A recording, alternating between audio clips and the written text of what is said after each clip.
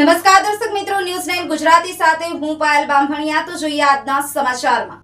Bhavnagar Ahmedabad national highway road પર 6 દિવસ પહેલા ભડભીર ટોલ નાકા પર થયેલ બબાલના લાઈવ વિડીયો સામે આવ્યા. ભાવનગર અમદાવાદ નેશનલ હાઈવે પર આવેલા ભડભીર ટોલ નાકા પર 6 દિવસ પહેલા ફાસ્ટેગ સ્કીમ બાબતે થયેલી માથાકૂટનો લાઈવ વિડીયો સોશિયલ મીડિયા પર વાયરલ થયો છે. આ ઘટનામાં ફોર્ચ્યુનર કારમાં સવાર એક વ્યક્તિને રિવોલ્વર કાઢી હોવાનું સ્પષ્ટ દેખાઈ રહ્યું છે.